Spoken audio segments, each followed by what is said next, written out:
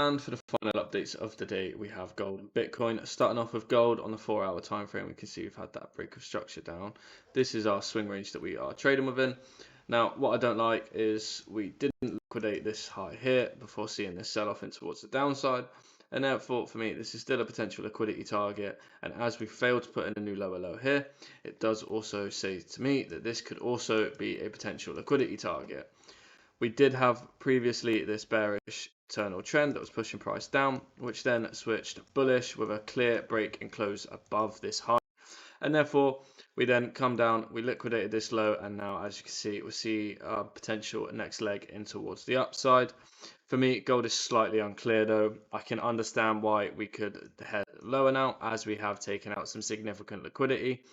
And we are in a bearish overall market with intense pressure on the gold at the moment.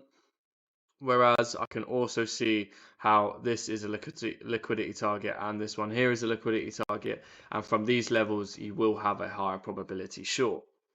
If we go down though onto the 1-hour time frame, what are we seeing?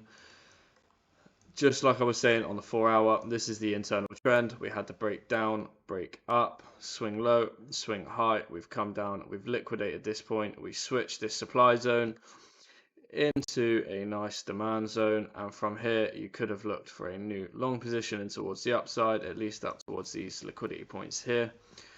For me, on the 1-hour it does look better to trade up higher, but on the 4-hour it looks better to trade down lower. So I'm probably just going to keep an eye on what happens from this demand zone. I do anticipate this gap in the market to get filled before anything significant happens, so I'll definitely be evaluating my options as we trade into this demand zone here.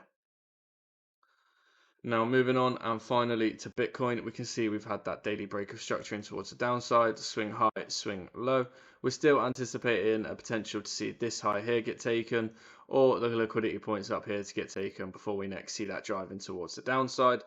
However, we do understand though, if we do go down onto the 4-hour time frame, that we have had another break of structure down lower with this break here, swing high, swing low. As you can see, we've got this internal structure that is pushing pricing towards the upside at the moment, but we have liquidated all of the significant liquidity within this impulse. And if we do see a break of this demand zone, it could be a potential to see a nice sell-off in towards the downside, which I will definitely be keeping an eye on. But I'd still be happy to take the short if we take the high itself, because that is the daily point of liquidity on the daily time frame.